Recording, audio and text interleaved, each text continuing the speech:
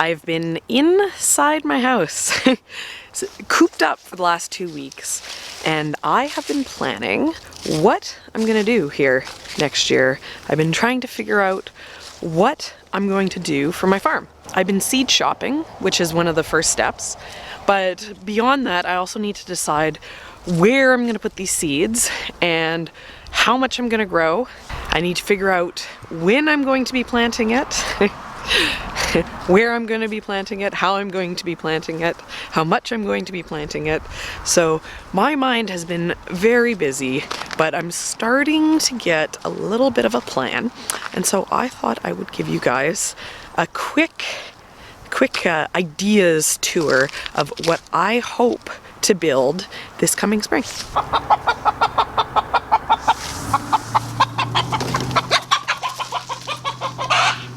We've only been on our property now for 6 months, and I feel pretty good about what we've achieved so far. We've set up some of the infrastructure, and we've kind of, built a really primitive base to then start taking those next leaps towards building a farm. One of the really intimidating parts that I found about coming here is that it was just a 2-acre field. There was kind of nothing here yet. And so because of that, there was no tight limits around where things could go, what I could do. It was kind of one of those, the sky's the limit, or 2 acres is the limit, I guess I should say.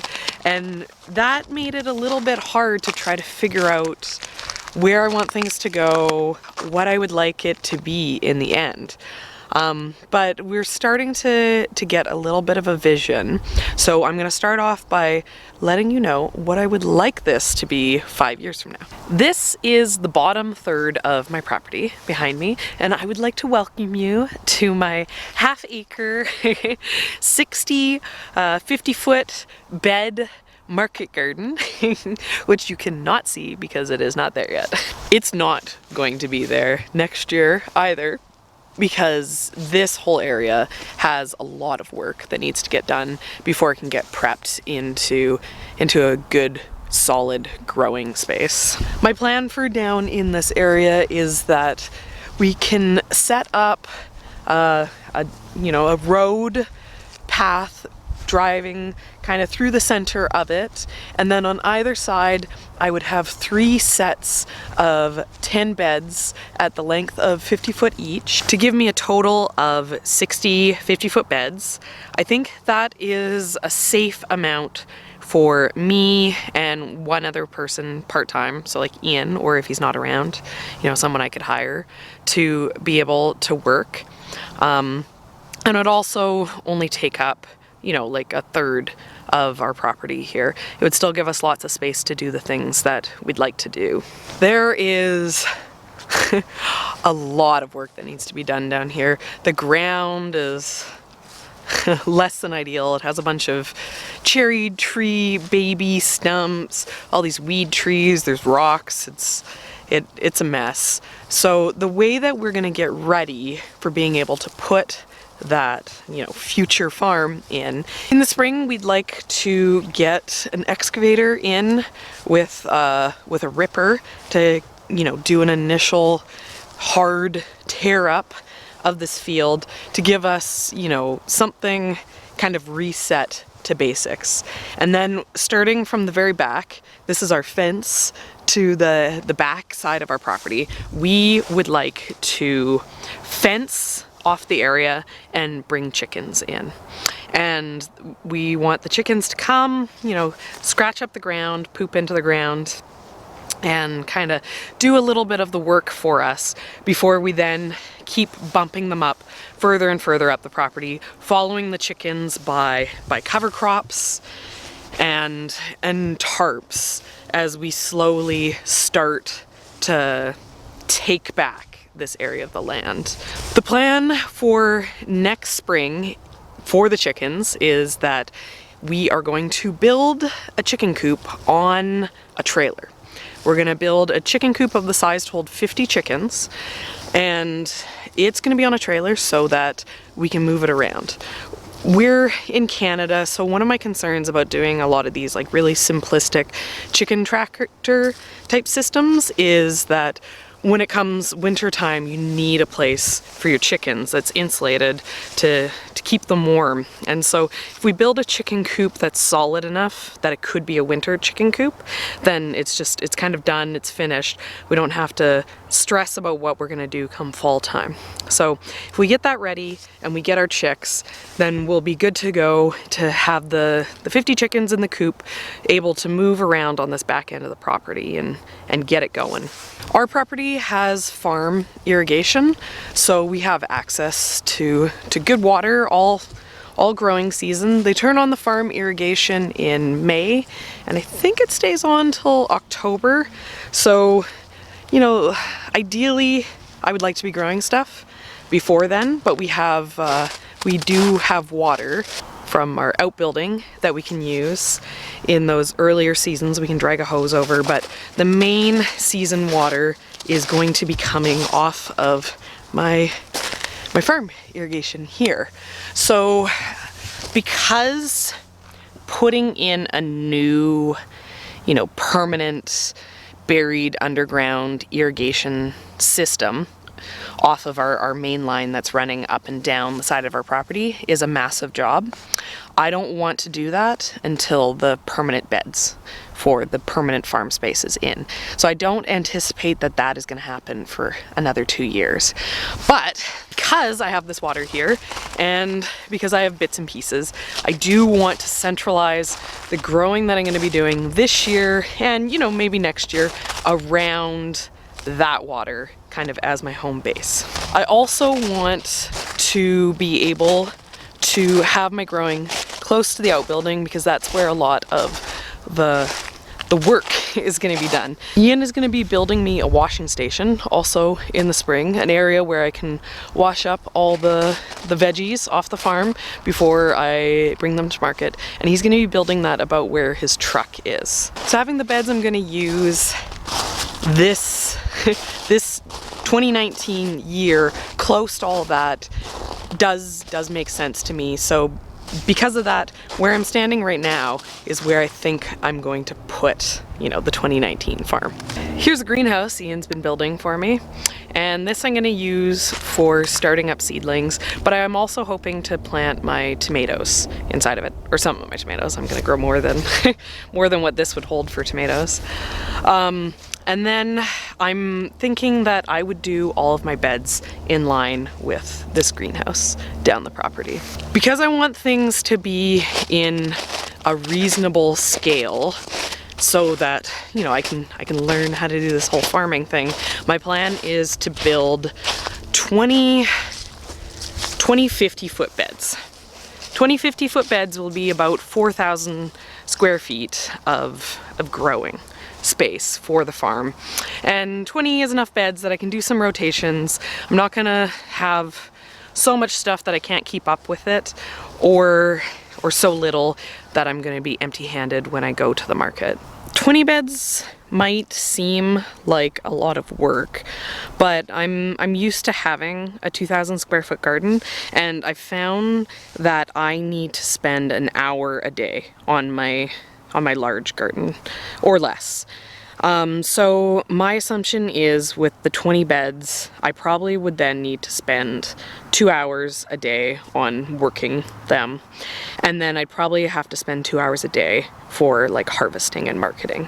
So that would mean that my farm, you know, by projections, would need 4 hours a day from me, and that's a time commitment that I can make. In the summer, the kids are happy to be outside. I can find 4 hours a day to work in the garden. And if Ian's home, I'll have even more time because he'll be able to assist me with the farming as well. Behind me here, I have our garlic bed that I planted up in the fall. This I'll have to maintain, and then there's also a small section just beside it that didn't get planted, so I will have some space in there to plant as well. I want I want to grow more than just what we're going to be selling for the market, because there's some things, you know, like some cabbages and things like that I'd like to try to grow for ourselves that I don't really have any interest in trying to sell at the farmer's market. The good thing about having my personal garden separate from the farm is then I can make the priority. I can know that I need to do the farm. My personal garden is just my hobby, so if I have to, I can sacrifice my personal garden. But I can't make that sacrifice for the farm. I do need to have something. I do need to start learning the techniques for growing and for harvesting to be able to build a farm business. I do need to start building a presence at the farmer's market, and the only way that I'm going to be able to learn how to do that is if I'm disciplined. So I need to kind of mentally prepare myself in this period for doing that in 2019, and because of that I'm trying to build a plan, and I'm trying to be a bit practical minded about it. I'm trying not to be overly ambitious, and I'm trying to figure out ways to keep myself, you know, focused on that. I don't anticipate that I'm going to make any money farming this year, and honestly I don't really anticipate that I'm going to make any money farming, you know, for the next 3 years. But if I can spend the next 3 years to get a farm set up, then there's a chance that maybe, you know, on year 4, year 5, maybe I can make a little bit of profit. But what about all those flowers I said I was going to learn how to grow? So my plan for my learning to grow flowers is that my focus on growing the flowers is to have market bouquets to go with my vegetables. And so because of that, the seeds that I've ordered are all taller cut flower varieties, and I did pretty good. I kept myself pretty focused, and you know, I narrowed it into a handful of different types of flowers that will bloom across the season. And then the plan is this garden behind me, which you guys might be familiar with because it's my vegetable garden from the summer and the fall. This garden is 1,000 square feet, so that would give me five beds, and this is going to become my flower garden.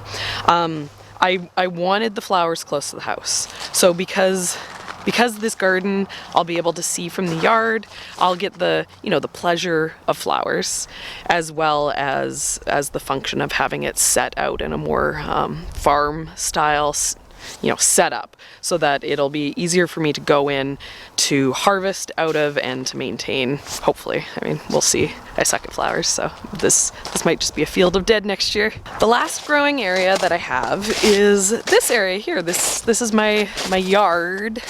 This is the area that we fenced in.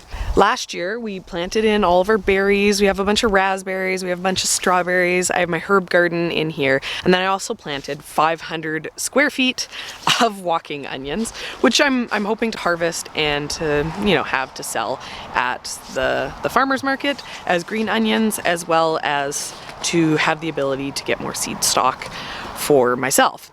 But I don't want a field of walking onions here for going into the future. And so the plan is, as they get ready, I'm going to be harvesting out of here and emptying this bed.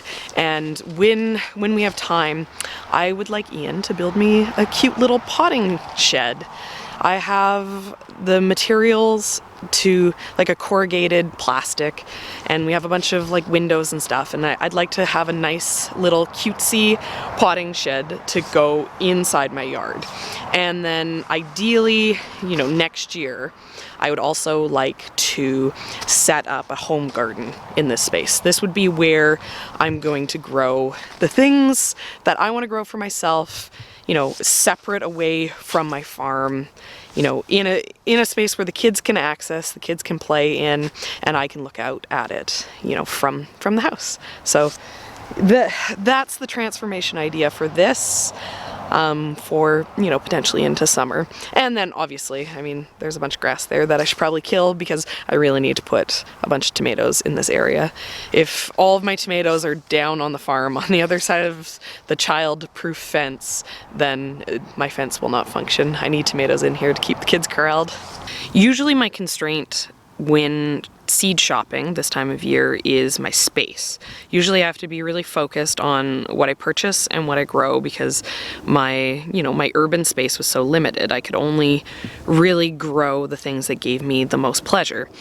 But here, the hard part is how do I create a structure for my season when I have so much space that I can work with.